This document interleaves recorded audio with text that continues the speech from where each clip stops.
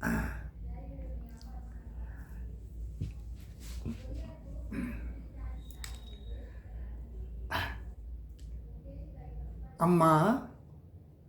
మాతృశ్రీ శ్రీ లలితాదేవి శరణం శరణం మమ.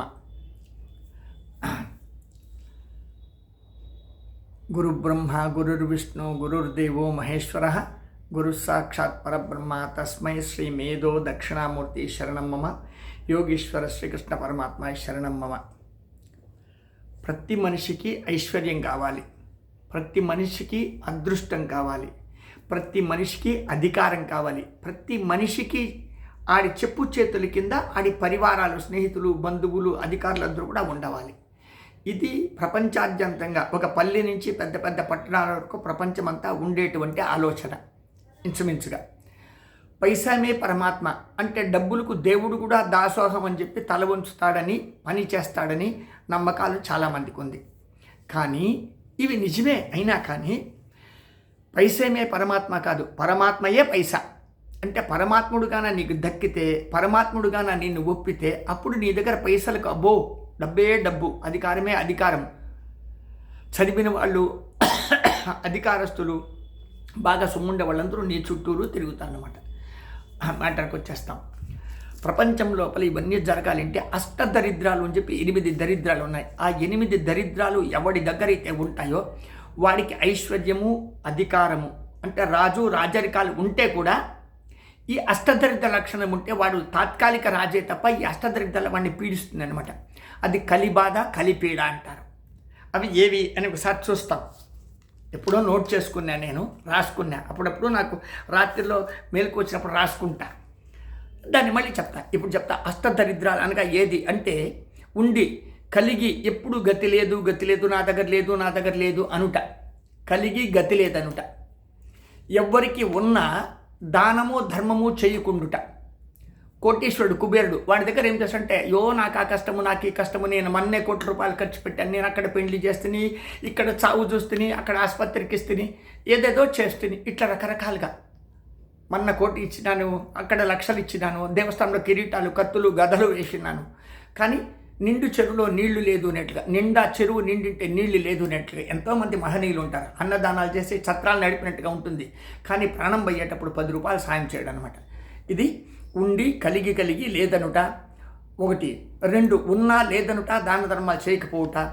3 దైవ నిందన, నిజ నిందన చేయుట. దైవ నిందన అంటే దేవుడు ఉన్నాడా అనేది తప్పు.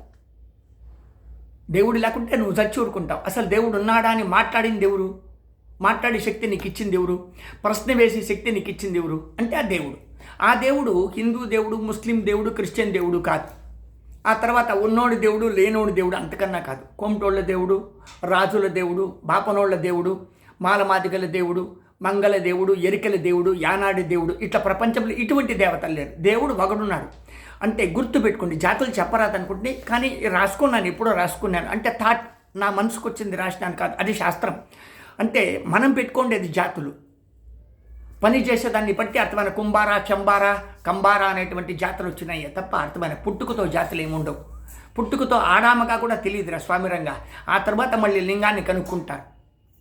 అట్లాగానే చెప్పబోతే ఉత్తర ఇది అప్లోడ్ కాదు, సింపుల్గా చెప్పేస్తా. దైవ నిందన అంటే నిజ నిందన అంటే నిజాన్ని ఒప్పుకోరు. ఇప్పుడు రాముడు ఉండా, రాముడు లేదు, రామాయణం లేదు. కృష్ణుడు ఉండా, కృష్ణుడు లేదు, భారతం లేదు, భగవద్గీత అసలే లేదు. ఇట్లా అంటే అదేమి నిజ నిందన. ఉండిన దాన్ని లేదు అనేది, లేని దాన్ని ఉంది అనేది. కాబట్టి దైవ నిందన, నిజ నిందన. ఇది 3వది. ఆ తర్వాత నిజ గురు నిందన, గురువులను అలక్షించుట. అంటే నిజమైన గురువును పట్టుకోకుండా అవమానించుట. అంటే నేనే పెద్ద గురువు, నాకన్నా గురువులు ఎవరు లేదు అని చెప్పి నిజమైన గురువు అమాయకుడిగా ఉంటాడు. అంటే నిజ గురు నిందన, నిజ గురువుని నిర్లక్షించుట. ఇది 4వ దరిద్రం. ఆ తర్వాత అప్పులు చేయుట, తప్పించుకుని తప్పులు చెప్పుట. ఎప్పుడు అప్పులు చేస్తూ ఉంటాడు. వాడు కోటీశ్వరుడు ఉంటాడు.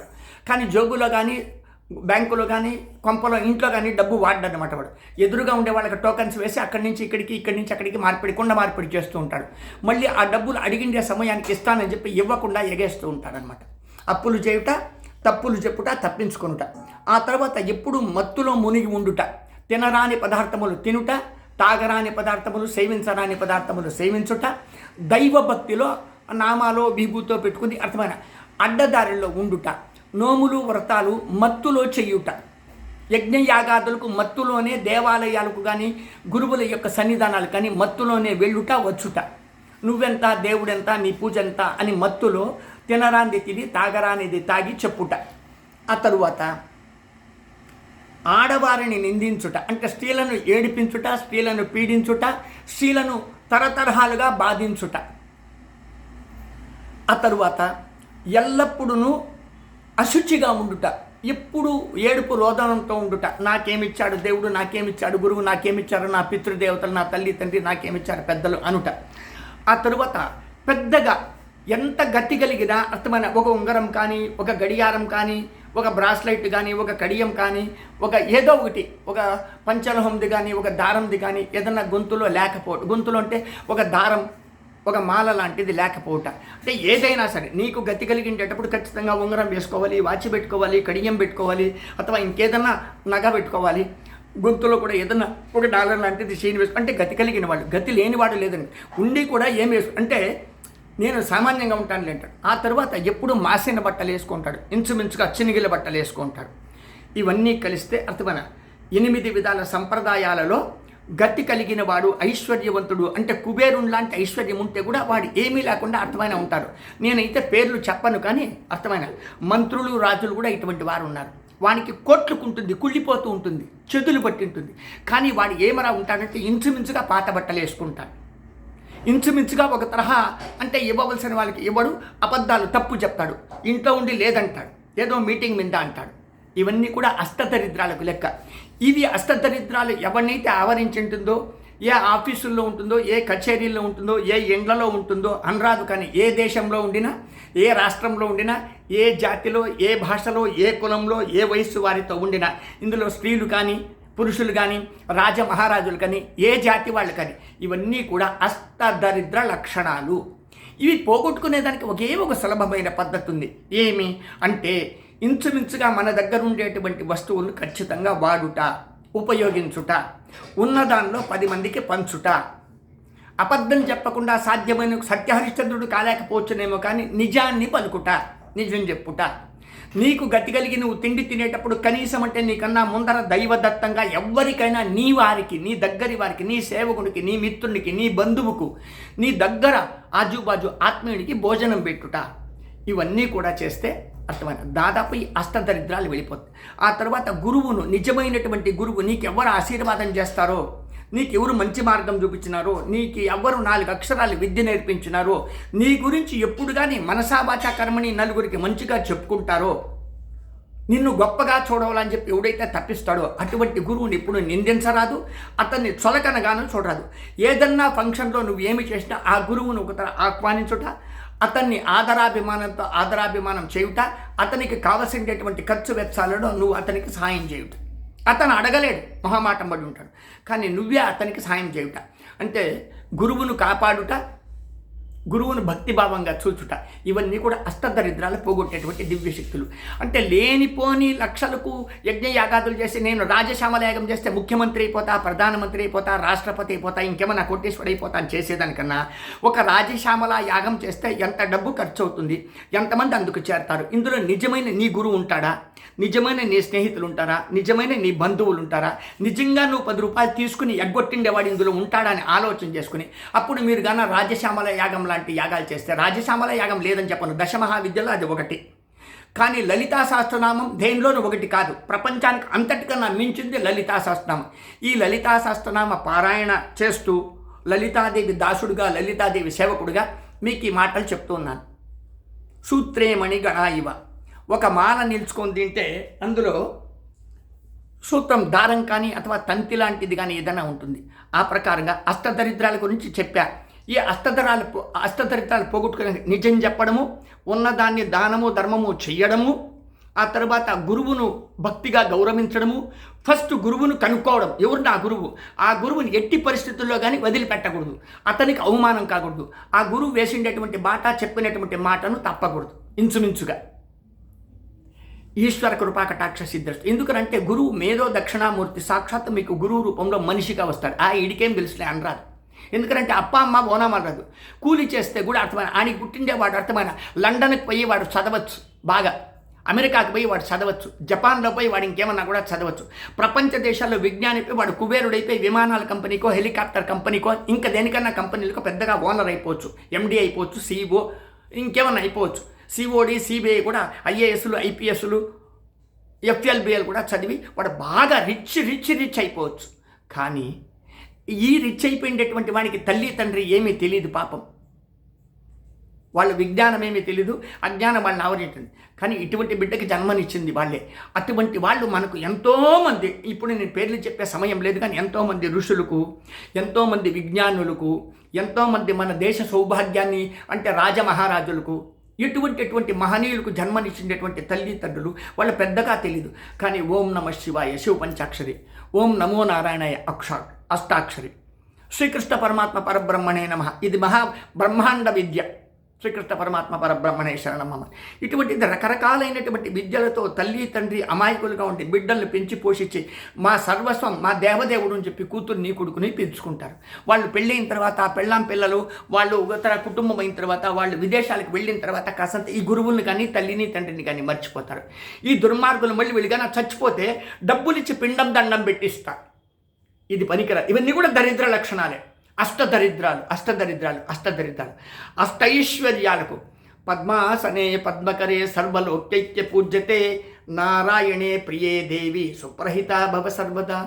ఓం ఐం హ్రీం శ్రీం క్లీం సౌహుం నమః అనే బీజాక్షరాలతో మహాలక్ష్మికి నమస్కారం పెట్టుకోండి, గురువుకి నమస్కారం పెట్టుకోండి, మీ తల్లి తండ్రికి నమస్కారం పెట్టుకోండి. గుర్తుపెట్టుకోండి, మీకు జన్మనిచ్చిన తల్లి తండ్రి నమస్కారం పెట్టుకోండి. గురువు, మీకెవరు గురువో, మీకెవరు ఇష్టమో, మీరెవరి ఫాలోవర్స్ వాళ్ళకి నమస్కారం పెట్టుకోండి. ఆ తర్వాత పరమేశ్వరుడు మేధో దక్షిణామూర్తికి నమస్కారం పెట్టుకోండి. ఓం ఐం హ్రీం శ్రీం క్లీం సౌహుం నమః 6 బీజాక్షరాలు, షడాక్షరి షడ్బీజాక్షరి మహాలక్ష్మి మంత్రం. అష్టదరిద్రాలు తృప్తికెళ్ళిపోతుంది. ఎప్పుడు కానీ దాదాపుగా ఎటువంటి వస్త్రాలైనా రోజు వస్త్రాలు మార్చాలి. అవకాశం ఉంటే 2 సార్లు స్నానం చెయ్యాలి. ప్రతిరోజు గురువు నమన కంపల్సరీ. మీకు మంచి మాటలు చెప్పేటువంటి గురువును ఖచ్చితంగా ప్రతిరోజు తలుచుకోవాలి. జన్మనిచ్చిన తల్లి తండ్రి ఎటువంటి వాళ్ళైనా వాళ్లను ఆరాధ్య దైవాలుగా పూజించాలి. ప్రపంచంలో మొట్టమొదట పూజించాల్సిన దైవాలు, నెత్తిని పెట్టుకుని వారి యొక్క దివ్యశక్తిని మోయాల్సినటువంటి దివ్యశక్తి దైవాలు తల్లి తండ్రి. ఎవ్వారికి తల్లి తండ్రి మొదటి దైవం. రెండోది జ్ఞానం ఇచ్చి మిమ్మల్ని వేలు పట్టుకుని నడిపించి మంచి మాటలు చెప్పేటువంటి గురువు. ఆ తరువాతే ప్రపంచమంతా కూడా. శుభం భూయాత్మ నాయనలారా. చాలా రోజులైంది మీకు ఇట్లా చెప్పి నేను అర్థమైనా ఈరోజు మీకు ఇట్లా చెప్పాలని అనిపించింది. ధర్మభిక్ష తదైవచ. ధర్మభిక్షకుడిని ధర్మభిక్ష పెట్టి మా ఆశీస్సులు మెండుగా పొందండి. సబ్స్క్రైబర్లు కాండి, కామెంట్లు పెట్టండి, షేర్లు చేసుకోండి. మీరు పెట్టే షేరు, మీరు కొట్టే లైకు, మీరు ఇచ్చేటువంటి కామెంట్స్ మీకు ఆయస్సును, ఆరోగ్యాన్ని, కార్యసిద్ధిని ఇస్తుంది. ఇది శివాజ్ఞగా భావించండి. సామాన్యంగా ఆలోచించద్దండి. కోట్లు దానం చేసేదానికన్నా గుణాన్ని దానం చేయండి. గుణమే భక్తి. సర్వగుణోపేతమైనటువంటి దివ్యశక్తి నిన్ను కుబేరునిగా మార్చేస్తుంది. సర్వగుణోపేతమైనటువంటి శక్తి అంటే ఇది. నాకు లైకులు అవసరం, షేర్లు అవసరం, కామెంట్లు అవసరం. పిచ్చోళ్ళలారా, నాకు 70 ఏళ్ళు అయిపోయింది. ఇంకెన్నేళ్ళు ఉంటానో తెలీదు. మీరు లైక్ చేసి మీరు షేర్ చేస్తే అర్థమని ఇది 10 మందికి వ్యాపకం అవుతుంది. పంచుకోండిరా. పుస్తకాలు ఇచ్చి గ్రంథం చదవమని చెప్పలా నేను గ్రంథాన్ని చదివేసి అందులో ఉండే అరే మీకు పాలిచ్చి నెయ్యి తెచ్చుకోమని చెప్పలేదురా. చెడిపోయే పాలు, చెడిపోయే పెరుగు, చెడిపోయే వెన్న నేను మీకు ఇవ్వడంలే. అంటే చెడిపోయే పాలను కాచి పెరుగు చేసి, చెడిపోయే పెరుగును ఒక తరహా చిలికి వెన్న చేసి, చెడిపోయేటువంటి వెన్నను మళ్ళీ దాన్ని కాచి నెయ్యి చేసి, ఆ నెయ్యితో పదార్థాన్ని దేవుడికి నైవేద్యం చేసి, ఆ దేవుడి నైవేద్యాన్ని మీకు ప్రసాదంగా పంచుతాను. ఈ ప్రసాదమే నా ఈ మాటలు. ఇవి చెడిపోవు, జన్మలకు చెడిపోవు, యుగ యుగాంతరాలకు చెడిపోవు. చెడిపోని నా మాటలు ఆశీస్సులుగా పొందేటువంటి శక్తి నాతో నమ్మకం ఉండి నా ఫాలోవర్స్ అయినటువంటి భక్తులకు, శ్రేయోభిలాషులకు, ధర్మం తెలిసిన వారికి, ధర్మమే కావాలనేటువంటి వారికి రామకృష్ణ సర్వేశ్వర కృపాకటాక్ష సిద్ధి రస్తు అని చెప్పి కోరుకునేటువంటి వారికి, రాముడు తెలిసిన వారికి, కృష్ణుడు తెలిసిన వారికి, ఈశ్వరుడు తెలిసిన వారికి, కాశీ గంగమ్మ తెలిసిన వారికి నా మాటలు బాగా అర్థమవుతాయనుకుంటాను. అందరికీ మంచిది కానీ శుభం భూయాత్ నాయనలారా. భిక్షాపాత్ర నంబర్ 9343797339 నంబర్ 9343797339 నంబర్కి భిక్షం పెట్టి మా ఆశీస్సులు పొందండి. అర్థమైన నా ఈ ఛానల్ మణికర్ణిక.k. సుధాకర్ స్వామీజీ యూట్యూబ్ ఛానల్ అందరూ చూడండి నాయన. దాదాపు అందరూ పెంచుకోండి అయ్యా. 36,000 మంది దాటినారయ్యా. 36,000 మందికి ఈశ్వరుడు ఆయుష్ ఆరోగ్యమే అంటే కొన్ని కోట్ల మందికి ప్రపంచమంతా వద్దా అందరికీ మంచిది. కానీ అందులో నన్ను పరిచయం చేసుకుని నాకు భిక్షం పెట్టేటువంటి వాళ్ళు, నన్ను స్వామిగా దేవుడిగా గురువుగా దండం పెట్టేటువంటి వాళ్ళకి ప్రత్యేకమైనటువంటి ఈశ్వరుడు అనుగ్రహాన్ని ఇచ్చునుగాక. హర హర మహాదేవ్ శంభో కాశీ విశ్వనాథ గంగే. శుభం భూయాత్ నాయనలారా.